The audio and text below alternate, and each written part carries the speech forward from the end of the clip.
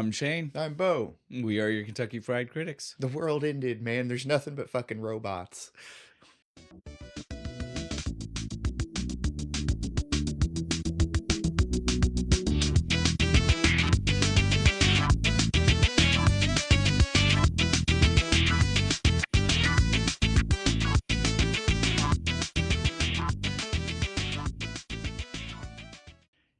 But what movie does that mean we're doing?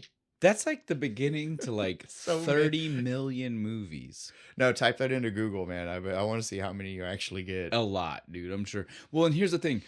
Not only would it be a lot, it would be a lot of mainstream movies. It wouldn't even, like, when you factor in B movies into the equation of what you just said, exponentially more have that, right? Like, think about it. How many are based off of a Kurosawa movie? Probably way less. That narrows it down for us. Omega Doom. Omega Doom. Cool title. Means nothing. Means nothing in the movie.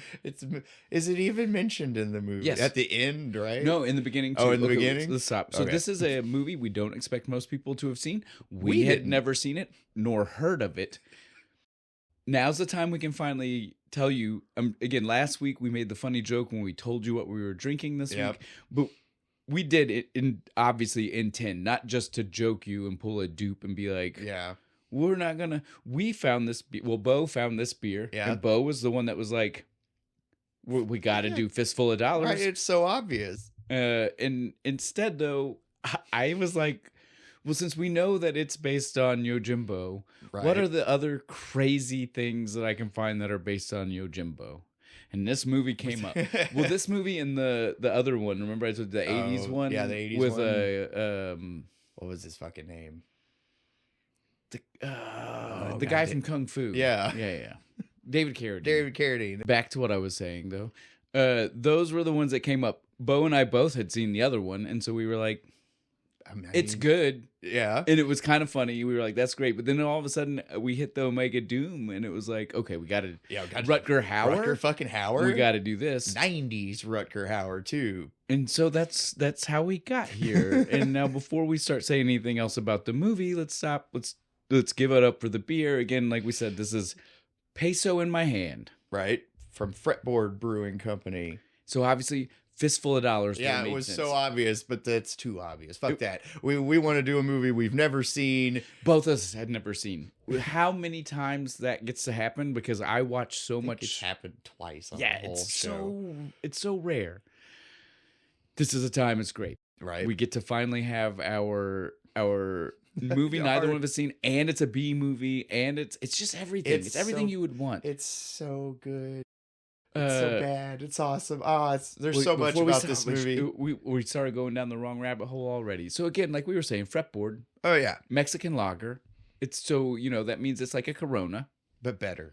Oh no, this is definitely better. Way better than a Corona. I'm not. It's like the same color. Look, I'm not a big Corona person. I'd rather drink a Modelo. Have you ever had a Modelo? I love Modelo. Yeah, I'd rather have a Modelo. I would much rather have a Modelo. A little lime. Yeah, this is more on the Modelo side. Yeah. This is less on the Corona side. It's I good. like the Modelo Negro, the dark. Oh one. yeah, well, obviously we both have a thing for. Yeah, we don't need to go there, Bo. Right now we're giving these people their props. Do you think they got a dark version? I don't know. Maybe we should tell them.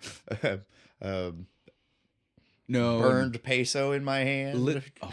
Let them come up with a. That's good though. Let them come up with a title. But that is good. That's good. Yeah. So now on to some of the movie, because again, we can't. It was too much. Again, Rutger Hauer. We couldn't not do this. Legend of just cheap sci-fi and action movies all throughout the 80s and 90s. Perfect segue for us for doing our director and writers, because that's where we like to start. The director. Also a legend of B straight to VHS, yeah, straight to DVD. Straight to tape DVD fucking director. That's and so that's Albert Pyun Pyun Pyun, I would imagine. He has done like a prolific amount of these, like straight to DVD, straight to VHS, depending on the era, right? Like depending on what year it is. Yeah, but the type again. Anything past 98, it's gonna be DVDs. Well, and like if you're a person like me and Bo who watches these types of movies, sometimes you find movies where you're like, no, this was a great story that totally just like didn't get the financial pushing to be able to have the budgetary scenes, right? But really suffered from not having enough money, so the special effects were kind of cheap. But it's like, oh, it's such a good movie. This is not necessarily that. This is not that movie. And I'm not saying anything about our boy Albert here. No. From what I've seen, a lot of his movies are good. Can you not see my reaction? I love this shit. No, this was great. This is great. But this is definitely not one of those ones where I can tell you, like, if he'd had more money, it would have been like everybody would know it. No. If it would have got real person money, it still would have been the thing that nobody talks about, right? Like, I think just the special effects would have been better. That's it. So this again, he is less red filter on stuff. So he is known for doing the Nemesis movies. I've never seen any of these, and I feel horrible because I want to watch them now. Well, there's like 8. Nice. I mean, it's crazy. There's like, I saw a clear 1 through 5, but I also saw like some that were like, and this is one of those great, like, again, God bless people that make these type of movies because only they can do this. We wouldn't have a job if it wasn't for these people. He made, like, even it looked like it was like rebooting the Nemesis franchise because it was like new main title, but Nemesis was in the subtitle. And so it's like, or maybe a prequel to the, I don't know. It returns Nemesis. Something like that. It is. It's, seriously, it's like it's something. Then it's like the Nemesis Project. Oh. And the Nemesis is like a cyborg. Yeah, okay. We need to stop talking about a thing we don't know anything about. we want to know. It sounds cool. It does sound cool. Sounds totally up our alley. But so yeah, he did that. He also did The Sword and the Sorcerer. Yes. 80s movie. It's a good that's one. A classic. Got Bull from Night Court in it. It's a good one. Check it out if you haven't. It's on Tubi. That's one of his first ones. Oh, really? Like, I want to say the first one, like Major Picture, maybe. You know what I mean? I love that movie. But he does have one. This is again not big. I don't think it was straight to VHS though. So he has one. So like he's got one that went to the theater and has like a.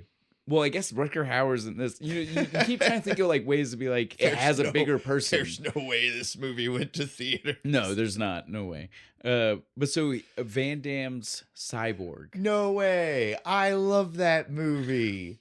Again, for the people at home that aren't sure, that's the one with Van Damme. That is not Soldier with Kurt Russell. That is not Universal Soldier with Van Damme. It is a different movie. It is a different movie where he's a robot person.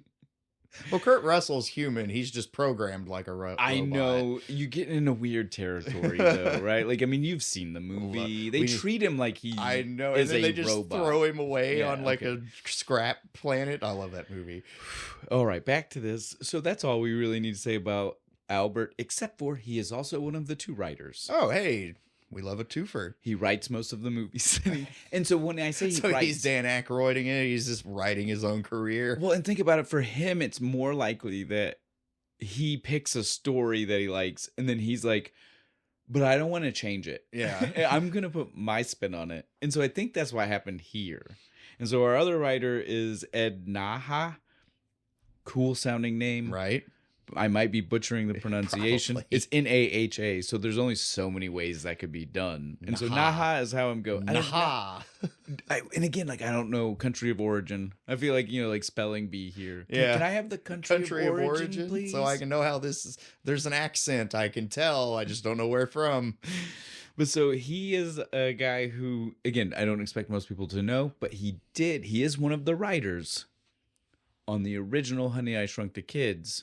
Nice. And because of that, if you go to look at his IMDb, he is credited on all of them. Because again, I don't know what part he wrote, but obviously he wrote a part that is referenced in all of them. So maybe he wrote The Family, maybe he wrote The Machine, whatever is something he came that up with the title.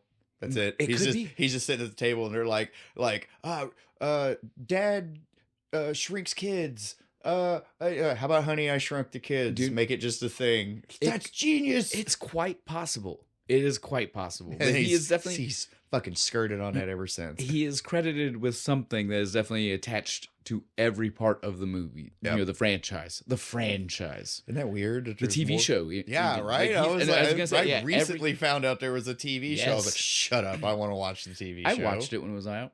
It wasn't that great. I like all the movies. I caught it every week. They get progressively worse, but even the one where like the adults get shrunk, It's not bad. that's not I that mean, bad. we shrunk ourselves. Yeah. It's fun. New kids, neighbor people. What the Right. hell's happening here? Yeah, okay. Let's move off of that. But yeah, so I do, though, think I found one piece of trivia that leads me to believe I'm right about this. Ed had one vision, and Albert came in and was like, I like that. Let me tweak it. It's like, I like that, but we're going to do this. I like that. Let me put Yojimbo on top of it. Right? Just veneer that on top real quick. And so I had read that originally the intention for this movie. So again, this, like we've already said several times now, this movie is Yojimbo with cyborgs. So is or a Fistful of Dollars with cyborgs. So the idea here is just a man comes into town. He plays two sides against each other so that he can ultimately win for not just himself, but for the people of the poor town. people. And in this case, the people of the world I are better guess. off for it because humanity, we'll get there in a second. So again, you guys understand what we're saying. They've seen Fistful of Dollars. I would hope so. If not, stop real quick. Go watch it, and you will understand this entire movie. Yeah, so I had originally heard, or I found that originally the movie's intention was to be set at Euro Disney, and these were gonna be the robots that were there again, still at post-apocalyptic. Yeah, like the world Nobody's ended, there. and the animatronics fucking gained sentience. So you got like Yeah. Mickey Mouse running around like, oh. And so again, if you take the way this one actually starts with their interpretation of the world ending, Yeah.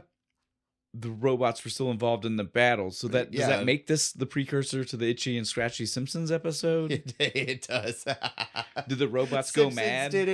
Simpsons did it. The fact that Rutger Hauer's in it is even more of a like that's the kind of thing that the Simpsons writers used to make jokes and references to, and so it's like I totally think that could be like the Rutger Hauer would have been in the Simpsons episode making fun of himself. You know he would have. If they would have done actual Omega Doom and not just the idea on which it came from. Yeah, 100%. So yeah, that leads me to believe though that means Ed was the guy who wrote like the full storyline that way. I don't know if he had Yojimbo or not. Maybe he did. I don't see how you get Yojimbo out of Euro Disney animatronics and come to life. It's more like Five Nights at Freddy's shit. So yeah, I feel like maybe Albert walked into this and was like, that's cool, but I want to put a spin on that. And he wanted to do a Kurosawa movie. And he came up with this. And so now we will talk about the characters, and now I can go back to what you said in the beginning. Do they even say Omega Doom in the movie? They say it exactly 2 times. One in the very beginning when they start telling you the story. I missed that one. They call him, they say, and a robot named Omega Doom got shot in the, they're giving shot in the back of the head and his circuitry changed and now he's nice. So they're giving the whole backstory for him. And then once at the end when they say it again, but then throughout the rest of the movie, he is called what? Guardian Angel. Guardian Angel. Like it's a title, like capital G, capital A. Because he calls the chicks like, what should I call you? Guardian Angel. And then she keeps, and again, like captioning will show you capital A, like capital G, capital A, like it is like that's his name. I like that better. I do too. This movie should be called Guardian Angel. And still with all the sci-fi shit, so that way you're like, crazy what does that mean? And right? So you run into the first time he says it. Would have been great. I agree. Maybe in a European market, I should have looked that up. Yeah. Maybe in the European market that is because sometimes they give sometimes there's a different title. What was Return of the Living Dead called? Is this called something different in Europe? Yeah, it was. I don't know what it was, but it was called something different. But so yes, Omega Doom, Guardian Angel, whatever you want to call, Robot 5.5 or Hybrid 5.5, whatever the fuck you want to call this guy. He's a slightly upgraded hybrid. He's halfway between a 5 and a 6. We're saving that conversation because I have all kinds of issues with the hybridness of everything. But so this guy is Rutger Hauer. We don't really need to say a lot about Rutger Hauer. I think everybody should know him. If you don't know him, I don't want to talk to you. Go away. Again, like he has been in. Get out of here. He's been in big movies. He's been in small movies. He's been in B movies. He's been in shitty TV shows. He's one of the bad guys in Lex in the season 2. Pattern. I love Rutger Hauer. Again, like he's in vampire movies. He's he's everywhere. And it's because he commands the screen. He does. Dude has a he's way. He's not trying in this movie, and he's still the most interesting Every time thing. that camera touches him, you're just like, what's Rutger What's he Hauer gonna doing? What would Rutger Hauer Those do? eyes, man.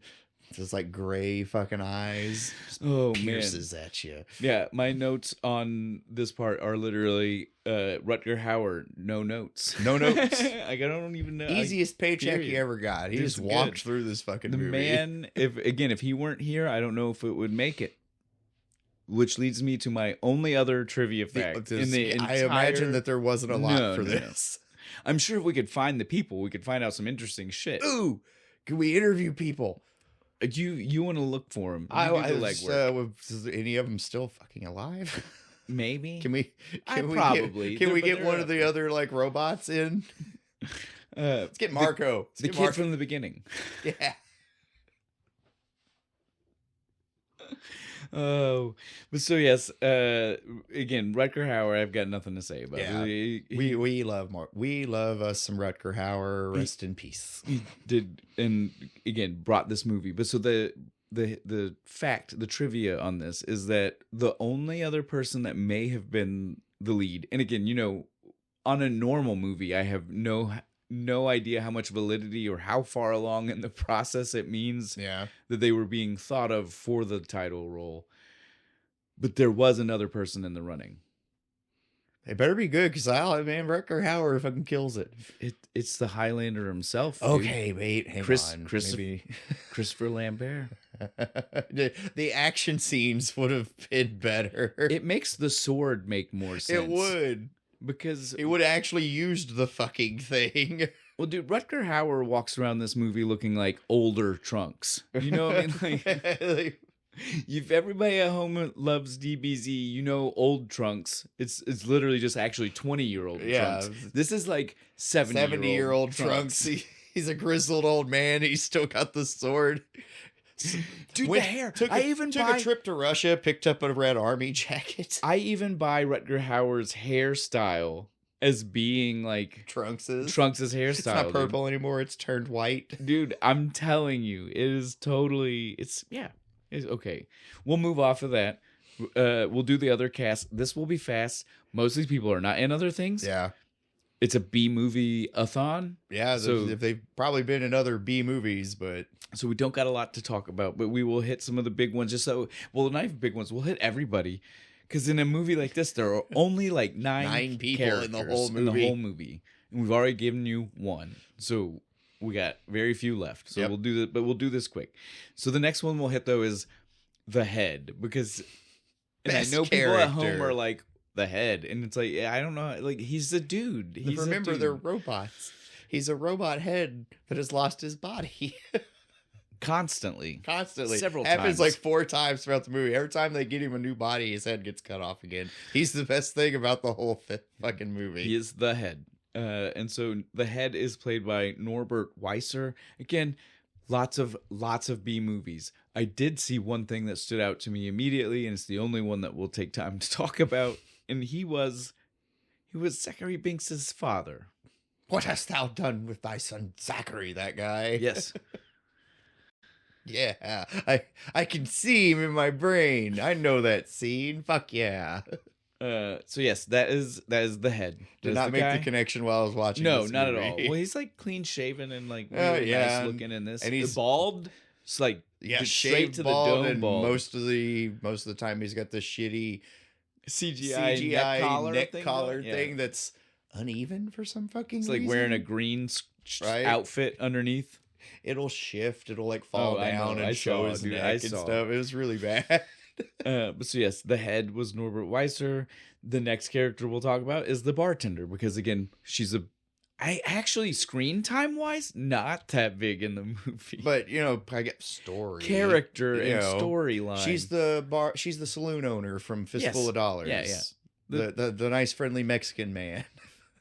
Why it's her and why it's pseudo love interest this time, I don't know. And it's not. It is not love interest. No, I would be very clear about this. He likes her like snow globe thing she has. Well, and she doesn't seem like she has interest in him. Like, They literally made it a girl because they were like gonna imply a love interest that they then never showed on screen. Stopped.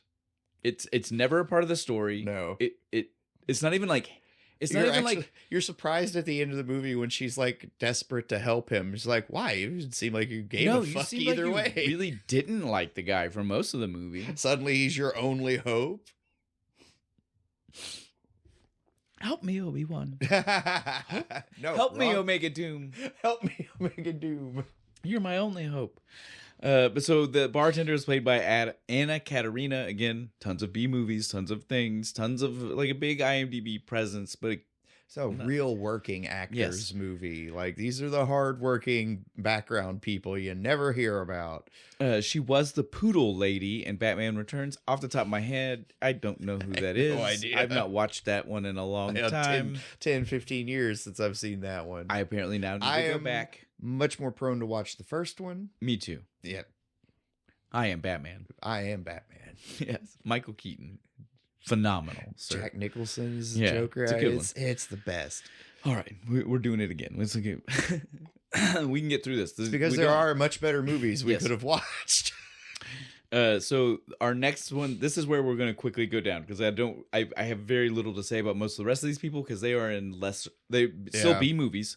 Less B movies. You know what I'm saying? Like we're moving down the list just gets shorter and shorter as we go. But the next one that I'll mention is someone who definitely has noteworthy thing to say about her as opposed to everybody else in the movie. And I'm sure you saw this while you watched it. Yeah. Cynthia Ireland. Yeah, I saw that. Who do you think? Is that Kathy Ireland's like cousin or something? Sister. Okay. One of two sisters. She doesn't look. Well, but how would you know? She plays one of the Roms. Yeah, she's always. They are all made to look identical with short black wigs on and sunglasses to cover their face. Like I will forgive anyone for not realizing that she is in any way related to Kathy Ireland. Because if you would have put Kathy Ireland in the same getup, you probably wouldn't have known. She too busy, couldn't get both of them. Yeah, I was right to say because she definitely did some B movies. Yeah, back then, like she tried to be an actress. She was famous model who was like, "I'm gonna do this," and then the best she got were a couple of big movies and then several. Are you willing B-movies. to show your tits? No, get out of here. It's about how her career went. Nobody did that in this, though. I'll say. It didn't need it. It did. Well, it wouldn't have made sense. Yeah, it's not that. It would have been just super out of place in this movie. So she played Iron Face. Again, we need to give credit to what a badass metal name. All of the Roms had badass names, and so we'll do the rest of the Roms. So we had Iron Face. That's her. She was like second in command. Yeah, she's like the second. So we'll move back to in command. Yeah, who's in charge? Blackheart. Nice, right? Cool name. Tina Cote. Don't ask me. Or Cote. I think there was an accent. Yeah, there's an accent. You saw it too. The credits. Yeah, okay. And so I don't know. She was good. She was very like again. But so if you were to ask me, like dominatrixy evil in this movie. But the reason I'm not too worried about telling you other things, like because you can't tell them apart. Like they all look the same. If they were to show you one in a scene and not tell you the name of that one before you got there, you would not know which girl you're looking at because they all have the same haircut, same outfit, black sunglasses, and big sunglasses covering like half their face, super pale. Right. And since we're dealing with VHS era film quality, we are talking about super soft edges on everything, so it's harder to get like a little features. grainy. So yeah, it doesn't matter. No, just know that the ROMs, and we'll get to that soon enough. I'm sure you're all like ROMs. Yes, ROMs, like CD ROMs. We have one more. That is zinc. Yes, like the metal. Like the metal. Zinc. Did your subtitles keep calling her Sink? Yeah, everything was weird. Everything was weird in the subtitles. That's why I kept calling the other one a different name too. That's why I made sure to write down what was on IMDb because I was like, man, these subtitles are not going to help me know these characters. They are not getting this right half the time. And so so Zinc, she is played by Jill Pierce.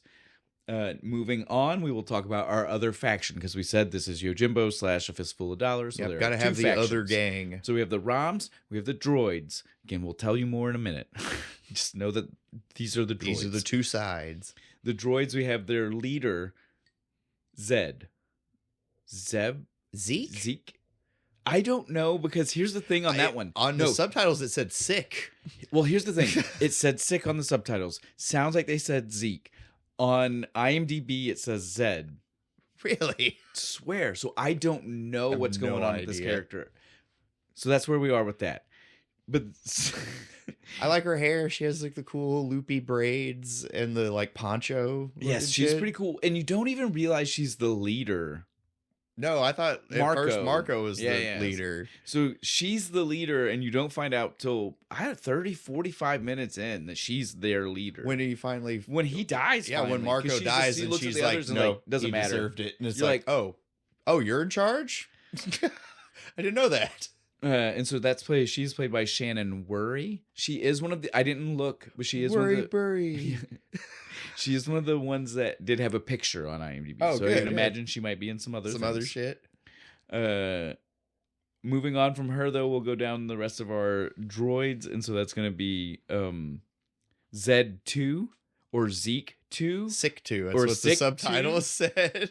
Again, this is you guys find out. You believe what you want to believe. Whichever one you like. I like Zeke, personally. So here's the thing. The other thing, too. Subtitles, right? Captioning. Yeah. It said 2, number 2, right? Yeah. No, IMDb says that it's supposed to be Z2, TOO. Also Z. Also Z.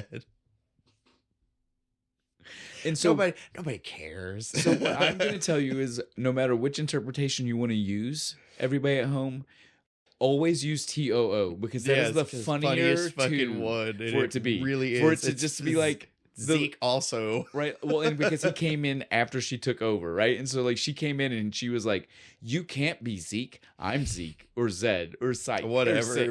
And she's just like, you can be sick too. TOO. That is your designation now in his programming. Right? Fucking redid it. It rewrote. It wasn't. There are such minor characters, the other two droids. Oh, no. So him and the Titus. Is that Titus. what that one's name was? Titus. That one, when you first saw him, you're like, you think he's gonna be cool, or the leader, or something, because he got this cool robot mask and the hair. Prophecy reader. Yeah, like the shaman of the droids. Something. Nothing. No, he barely has any lines. Not important at all. And then they both Titus and Z2, whatever the fuck you want to call them, are killed off screen in dialogue. She killed them too while we were gone. I figured she would. What? Couldn't show it. So, and now I say a quick cut to some I saved our best droid for last. That's Marco. And it's outrageous here because, again, I loved this guy. Yeah, this dude had personality. He understood the assignment for being a droid because he did the movements. Yes. This guy... That was the best shot when he looks dead at the camera after his little... Look, this movie... He fixed my soccer ball. Listen, this movie uses those robot sound effects for everything. And he is the only actor that it perfectly matches the movements he's doing. He's doing the robot the whole movie, man. He's great. Which is why it's sad for me to report also a no-face, not really in much... actor, because I wanted him to be like, maybe he's been in more and we just never never saw him. Not that. His name is, be ready, I'm gonna I know the name. It's the one I saw in the credits. Jahi JJ Zuri. Whew, what a name. I know I'm mispronouncing that. Oh yeah, dude. I know I am. I saw it in the credits. I was like, oh, there's no way we're pronouncing that right. Yeah, and we're not. And so we're gonna move on now. Awesome though. Dude, the only thing he was such a dick. The only thing I gotta say about him as a person is, dude, the level of commitment beyond doing the robot full on that nobody else did. Right. This haircut. I know. He had like fucking little squares. He had... Dude, the front one wasn't even a square. The front one was literally like if I took a fucking razor and shaved and left the front dome shape. Right here. Yeah, dude, like straight, big, like, and thick. Big chunks cut out of the top. We're not talking, like, we're talking like 1.5 inches width of a shave spot. Like it was wild, this dude's hair. That took commitment because you have to like shave it down flat and then keep cutting in the areas that you want to keep smooth and let the rest kind of grow up like a hedge. It looked like a hedgerow. So I don't even know. Like that's the thing. Like maybe that wasn't even made for the character. Maybe that was just what he did. Him. Either way, it was full method. Either way, mad props. Dude, This yeah. dude was awesome. You and the head are the most memorable things from the entire movie. All right, but now we can just talk about the movie. I got nobody else. That's all of our characters. That's everything we need to talk about. First thing, Fuck was this? well, before we even talk about that, let's start with, since we've already told these people, droids, hybrids, ROMs. There's also drones. Just so everybody at home, those are the 4 we know. Yeah, there might be more. No, but apparently, there's robots apparently in the future, a hybrid that's worse than him, or different, than or him. different. But so apparently, robots in the future had lots of classifications. And they all just split off into different gangs. I guess. After That's the best we got. I really wish they just would have said that these were 2 gangs that called themselves instead of ROMs, a classification of robot. Yeah. Because the main reason I say that to you is because so the hybrid makes no robot sounds. The ROMs make he's no the only one. Well, the ROMs make only at certain times robot sounds. The droids always make robot sounds. The drones make a lot of robot noises. So it's the more high level of a robot you are, the less noise you make, I guess. I don't know. That's why I wish they wouldn't have done that, because again, it kind of comes and goes and it doesn't really follow any kind of pattern. And most of the actors didn't. Right, we didn't need it. I understood from the second the movie started, okay, these are robots. That's all I really all needed. I needed. They could have formed up gangs for any reason. Right. We didn't need you to be like certain robots stick together. No, could have been just motley crews of varying robots together, and especially they have because that charismatic leader here, charismatic leader there. Well, especially since we get no explanation for any of it, right? Like this world is so wild because the head, we assume, might be a drone. He's a teacher. We know he was a teacher bot. We don't know what classification that means he had, or if teacher bot is a classification, or if he just decided that's what he was. No one knows. But here's the thing: we find out through the head instantly in the movie is that they can graft we would assume, because he's low level. Yeah, he's definitely not an important classification of robot. No. And he can fuse onto any robot body. So we can assume that means every robot can fuse onto any... I lost my hand. I'll just take this other robot. Dude, the fusions was wild. Like, this isn't like he had to, like, connect it in. This was, like, weird Borg cybernetics that grew out and... Don't get us wrong. We're describing it. Yeah, I was ready to say, we're describing it like it's so cool. The effect is shit. If they had more money, I bet it would have been better. But I get what they were going for. It's like an organic kind of technology. But so here's the thing, though. That grows. Shouldn't only the hybrid be that? Yeah, right? More of a cyborg. The rest of them were supposed to be, again, like the Terminator, just with like a skin. The movie was very clear when it opened. Robots. I love that you... Robots. I can't. But they were robots. It's Zoidberg's fault. Yes, because they're like, listen to the robot. But so they're robots for sure, dude. That's what the movie says. And then later on, they call the dude a hybrid, and they imply that maybe especially him. There were other 5.5s, but he was like super special 5.5, more human than human. I don't know, but they were implying that something was different about him compared to every other 5.5. Yeah, at the end of the movie, fucking like, you are, but you're more. It's like, well, what the fuck does that mean? Well, when it closes, Rutger Hauer, like, he even says, like, I'm a 5.5. He doesn't say, like, I'm the 5.5. Like, so A implies there's model number. 5.5's model number, right? Right. It's a slight upgrade from 5. And so after that, though, like we said, he is then referred to as the hybrid from that point on with no distinction. The beginning opens with telling us they're all robots and then specifically saying he was a robot. Omega Doom was a robot who was there at the dying light, fighting till the bitter end. With the last human soldier, they're like choking each other, Star Trek style. But then you see not the last. One more. Sniping from the dead body pit. It hits him in the back of the head, and now he's nice? I guess. Was he not nice before? I don't understand. Well, they just kind of they stopped trying to kill each other and just kind of sit back and chill and watch the world end. Like I said, this movie did not give us enough information about any of these people, any of these things. Unnecessary, says the director. No one is going to care. I'm telling you, dude.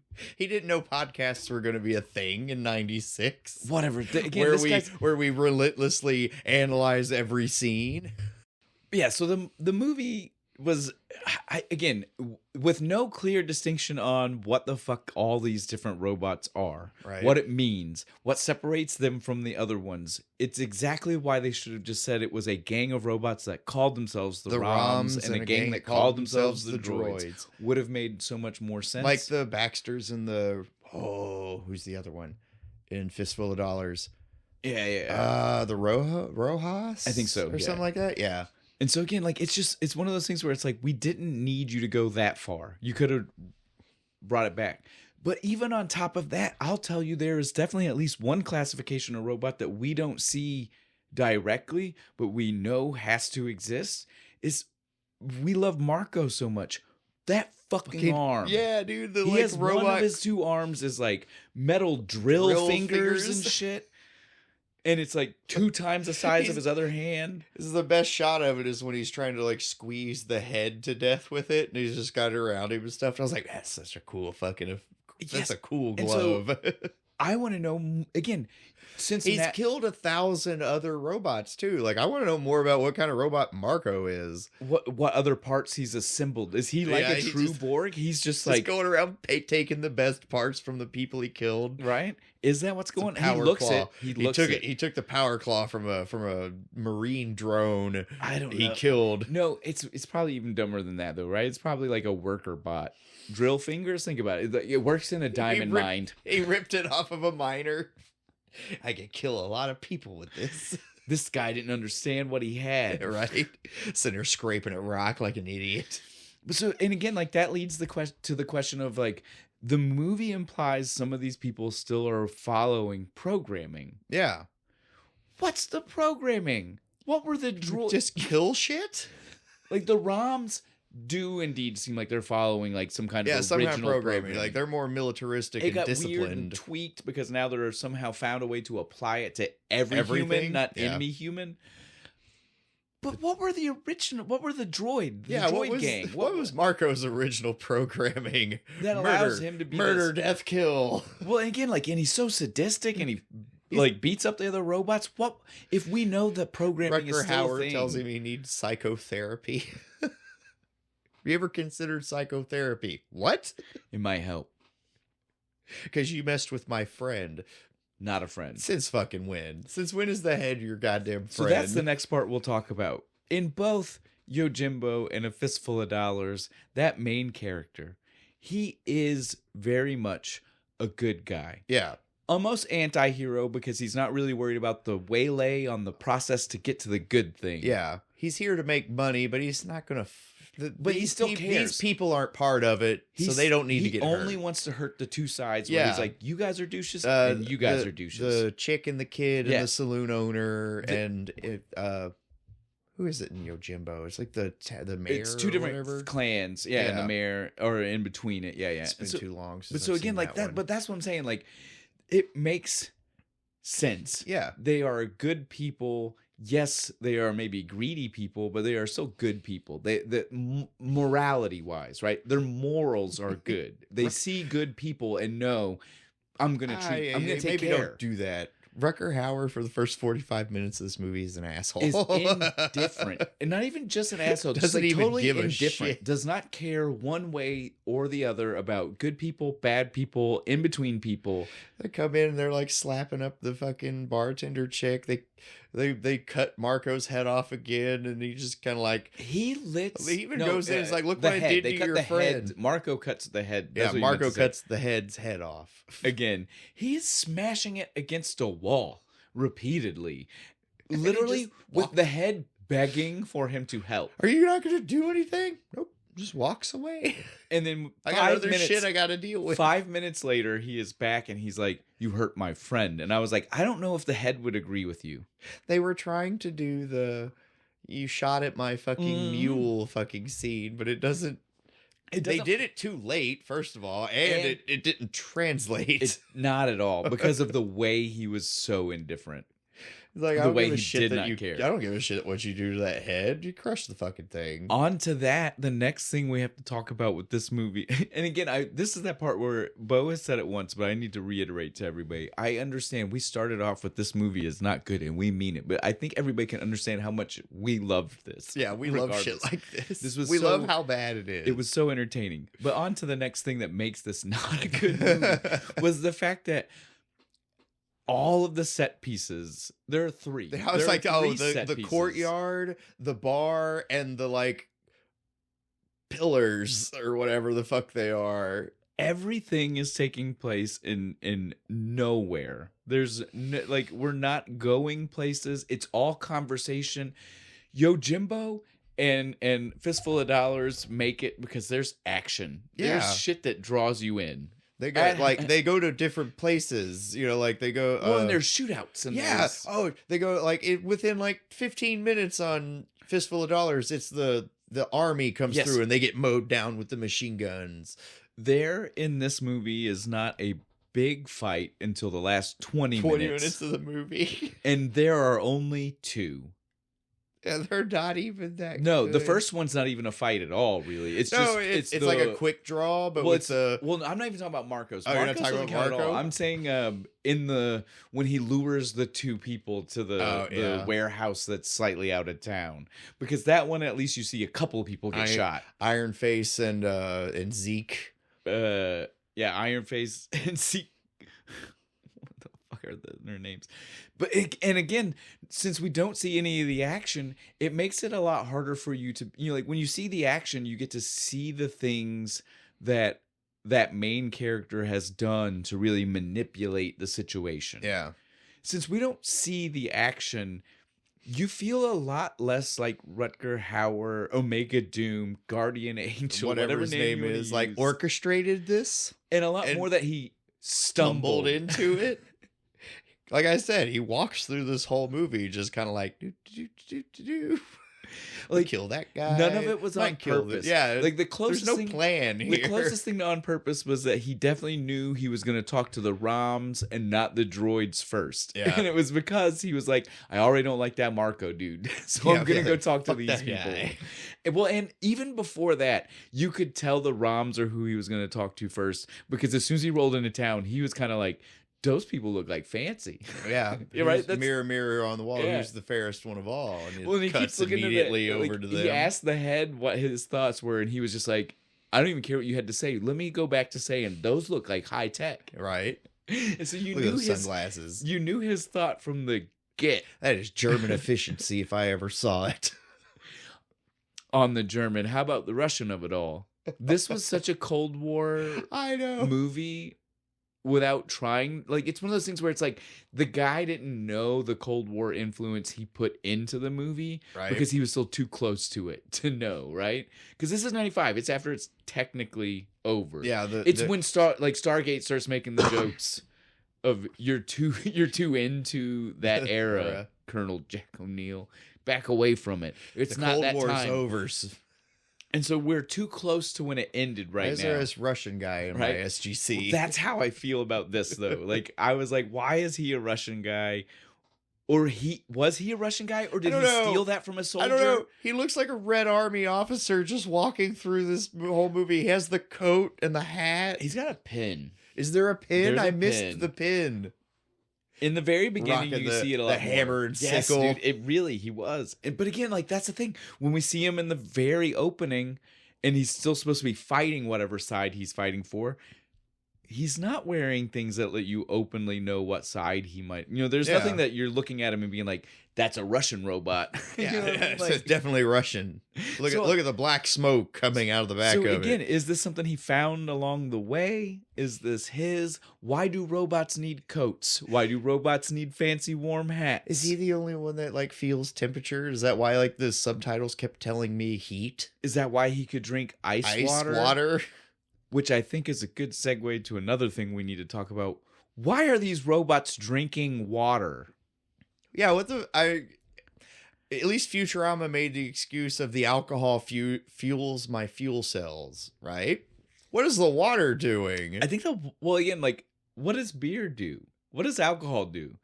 It inhibits you, right? Oh, it's like, it's again Futurama. It's like them doing the fucking electricity to get stoned. They're short circuiting.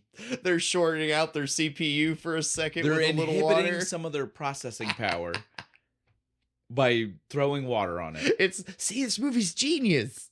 It's a great fucking movie. It wasn't trying to be. It wasn't. Like the things they did. They When just you stop needed- to think about it, you're like, They just Okay. needed a fucking bartender.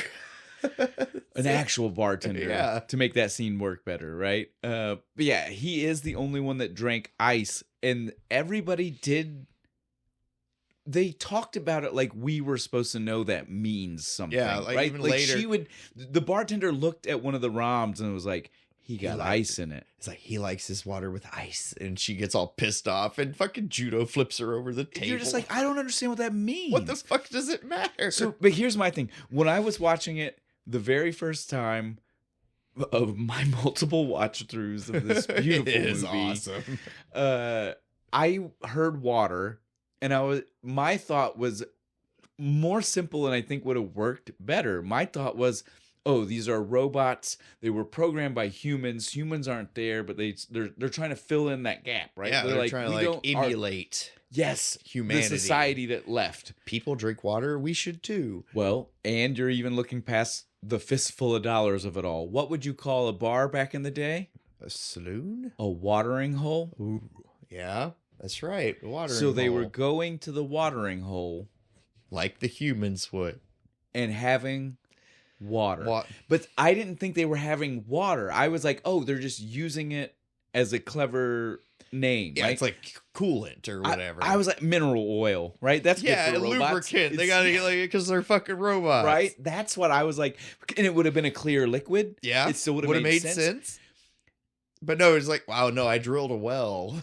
It's actual fucking water. Well, it's not even just like that either, dude. Because then She's you got see purified it. She's got this like whole dude, setup. why do the robots need it to be purified? Because the humans want it pure, and the pure water shorts out those circuits just so nice. I don't know. I feel like the impurities in the the impure mineral water. contaminants will like give you a trip. No, that's too much. That's when it's drugs. Yeah, that's when it's drugs. It goes past alcohol. The mineral fucking content declares whether or not you get fucked up. dude. I totally am down to say that is continuity. We need to remake this movie. because it sounds like it could be continuity. Like it fits most of the movie for Right? sure, dude. I'm gonna make something with Oh. robots, and that is exactly how it's gonna work. And so I think this is a good time to bring up. We've already mentioned some of this has that it's too soft to be seen detail Yeah. footage. The problem with this is, so me and Bo stumbled onto this movie, which sometimes, as you guys know, means that it doesn't mean it's easy to find. Yeah. It was actually easy to find. I found it within seconds of Googling. Yep. The problem is it is not on a streaming service. But you can still find it. Yeah, I'm not going to tell you where. Because I I will don't- say, though, to help you, it was not on the archive. It wasn't, but dude's doing the God's work. The person, yeah, God bless you. Not that many views did you see? It's like I did. I was 3,000 like, really? in 11 years. I was like, I'm glad. Shut the fuck up. Way to go, dude. I'm persevere. We gave you like 4 more because I Keep know that we. account. Yeah, oh yeah. Keep that account open, sir. Don't close the account. Let that stay there as long as it can be there. But here's the problem. I can't tell you that the reason some of it looked as bad as it did for us is because it was a bad upload. I Yeah. don't know that. I don't either. This is again a straight to DVD, DVD or movie, like they- 95 straight to VHS. Yeah, most like likely, they right? could have just. It been, might not have been issued on DVD, Right. which means 480 or less, Yeah, right? you're Like just- even if DVD it- is 720. So before that, They just ripped the fucking footage off of the fucking VHS onto a DVD, so it's still like straight from the master. Yeah, VHS. so it's still 480. They filmed it on VHS and cut it to master VHS, and we just got the straight master cut. I don't know, because here's the thing. Does that help or hinder the movie? I feel like Well, in the long run, it's a little bit better. It's better than if it was just step down, step down, step down. Yeah, because I feel like I don't want to see how bad everything actually is. So, but here's my thing to you though: is like we still don't even know. For all we know, the upload we saw was a perfect upload Right. of what standard quality movie was. You know what I mean? Yeah. Like, we don't know. So I don't know if it's a bad upload. I don't know if this is just, even if we could find a DVD, if this is what would be on the DVD. I don't know. But it is bad. It is. My only But complaint. the problem is that sometimes it's good. Less red filter. It's all I want. Just stop doing the like weird Lord of the Rings 1977 fucking red filter scenes. But this There's movie, like 3 of them. But this movie flipped a coin because it was red filter or blue filter. I didn't mind the blue filter. It would but then it would suddenly cut to fucking everything is so red. I can't even see Rutger Hauer's face. I'm just saying it was so weird for it to literally be like red blue. It's like. Yeah, pick one. Stick with the blue. The blue, the blue sold the like nuclear winter kind of shit. That's usually when it was blue was when somebody was bringing that up in conversation. If they were bringing up the fact that it was nuclear winter, they would make sure the scene was blue. Right. But then anything like we need drama, make it red. They go in the bar sometimes and like it's like we're gonna have a dramatic scene. No, look, the lighting's gonna be kind of red. The most atrocious one. And again, it's the thing that made me.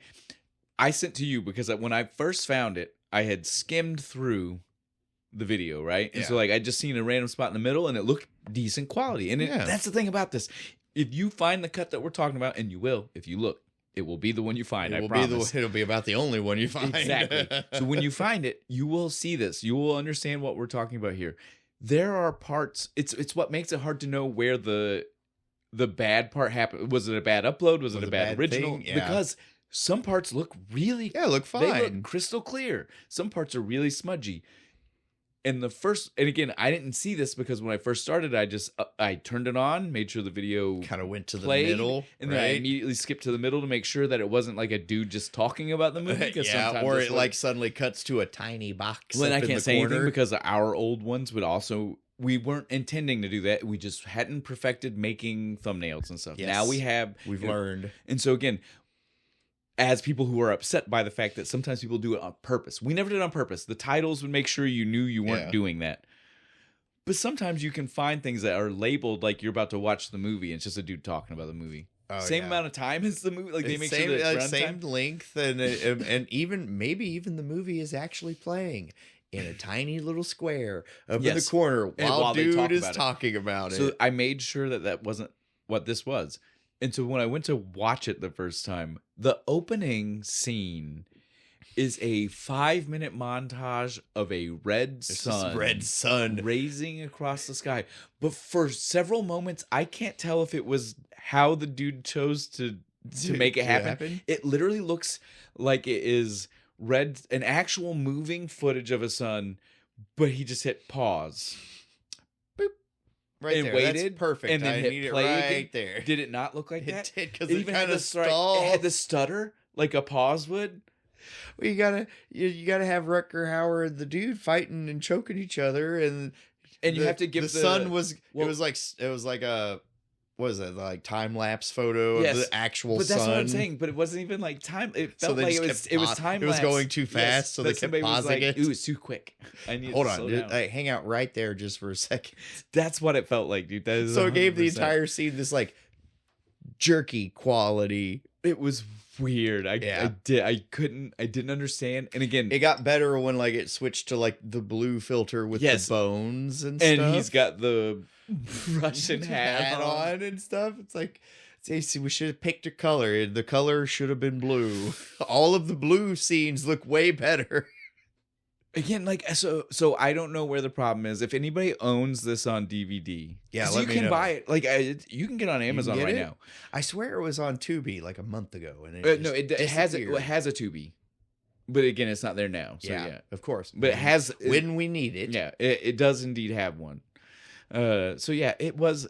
I don't know, guys. I feel like we're done though. I don't know if we've got a lot more to say about this. What else is there to say? It was horrible. In the best way. Fucking way possible. I loved this. Where is my Mystery Science Theater episode about this one? If we were still doing the old school format, we would have just done it. We would have been the ones doing it. And if people want that, you need to reach out to us because maybe we can go back. We've not done Patreon postings in a long time. Because now the things that we used to put on Patreon are our normal videos. We need to get like little silhouette cutouts of us so we can just superimpose them at the bottom of the screen. If people want us to do this, I'm telling you, I'll go the length. I'll go the length to do it all day. I'll go the length. Yeah. Because if it's on Patreon, it's not like we can get in trouble for that, right? I feel like the only people that are seeing it are people that are paying us directly. Like we're not getting copyrighted on that. So if somebody wants to see us totally do that, I feel like I'm more of a Tom Servo. No. I mean, that's the thing. We're still ourselves. We're still just us. You're Mike Nelson. You know you are. Did you say I'm a person? I'm one of the few people. I'll take that. Yeah. I'll take that. I'm not upset with that. I'm not dumb enough to be Crow. Crow. All right, we got to stop there.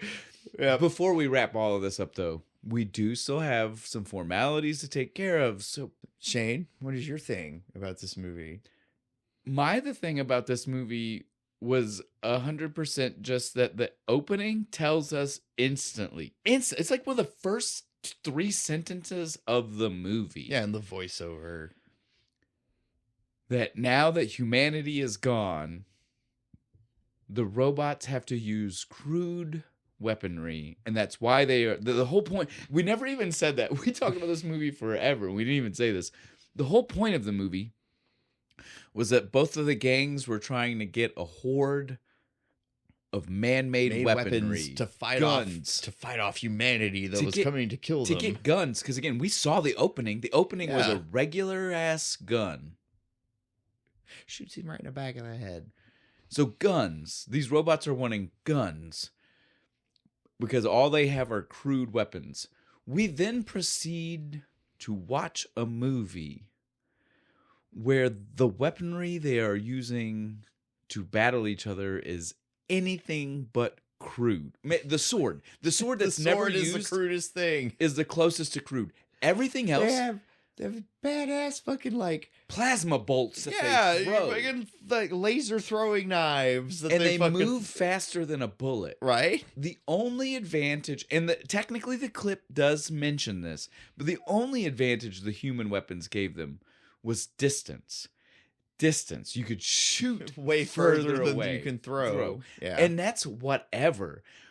But I still don't think that gives them the right to call the weaponry they're using crude weaponry, because it was plasma rifles, but thrown. You know what I mean? Lost long range capabilities. Like everything came down to CQB, right? Yeah, but whatever. It's still not crude. You know what I mean? Like, your range is limited. That's all that happened. Having a short range. That fucking laser knife thing cuts right through the robot. Here's my question to you. The lightsaber is still just a sword, but do you call that a crude weaponry? No, it is advanced technology. Weapon from a bygone age. Thank you. But it's advanced technology. Even though it was from a bygone age, and awkward as a blaster. It's advanced technology either way. Right. This is what's wild about this. It was advanced technology. It was more advanced than the bullet he took to the brain. Back of the head, right? And they said that all the robots never bring up again. No. All right, so though, Bo, what's the thing this time? My thing is, what the so he works for humanity at the end of the movie? It's a whole new plot line they add like 10 minutes before the movie's over. So, like suddenly he's been programmed by the remnants of humanity to go out and make friends. I didn't understand any of this shit. I have no idea what they were trying to go for. You know what I'm talking about? When she stabbed him in the back and she's like, I will access your memories. Well, she does it. And we don't barely really see it. There's like a little bit of a scientist. It's like a guy on a horse for some fucking reason. But then after she does that, it then cuts back to like them talking about it with more information than we see. Right. And it's like, no. When did that happen to him? What are you talking about? Right, like, what the fuck? The intro only told us he got shot in the back of the head. It made him not a dick. Yeah, not that he was shot and then like captured by humanity. The guy that they reprogrammed him. Because the implication there would be like either the guy that was standing with him or the guy that shot him didn't die, even though they were watching a nuclear explosion nuke from like a half mile away. And that they took his body to then be reprogrammed because of this.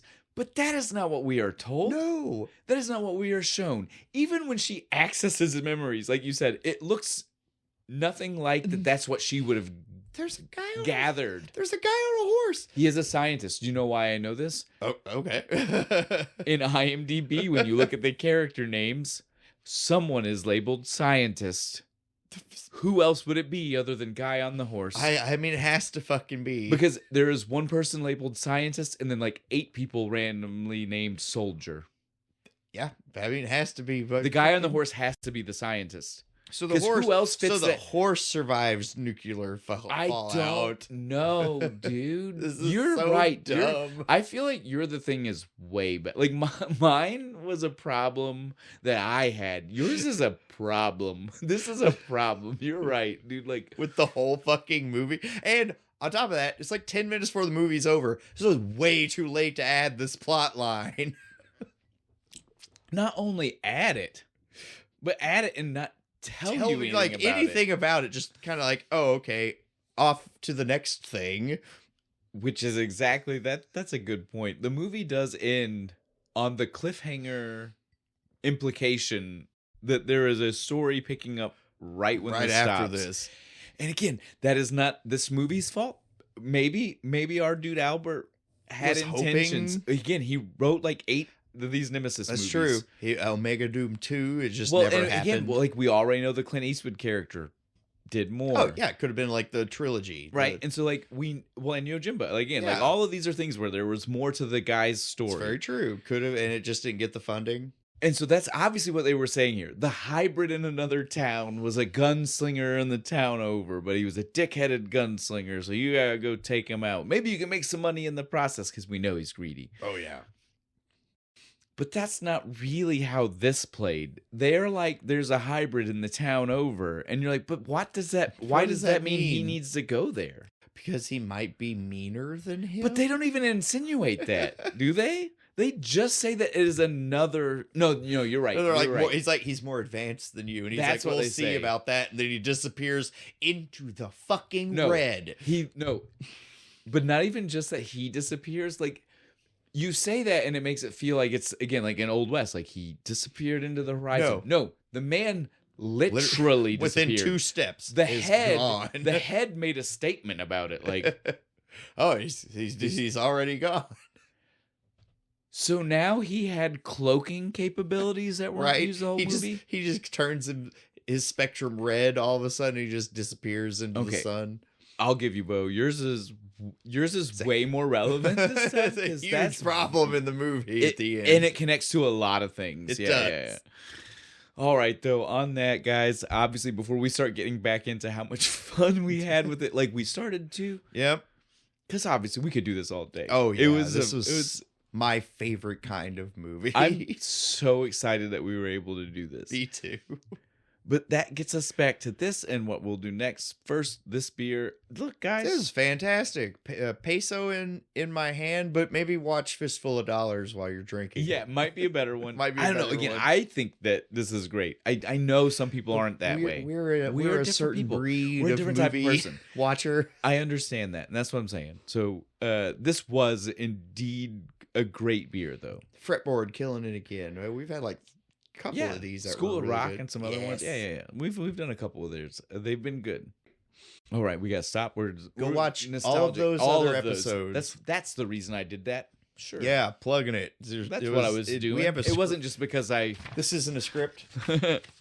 It literally wasn't. Even dude, if they could see that for the split second you did it, they would see totally blank page and Totally be like, wasn't "Why a did he script." even have a blank paper in front of him?" There's stuff on it. There is, but dude, like the way you flashed it, they probably couldn't.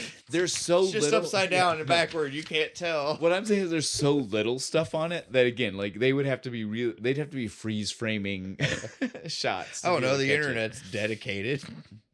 What did he do? I have to Okay. know. On that though, Bo, what are we going to be drinking next week? That is the one small That is piece the of one information thing that is that's actually on this piece of paper.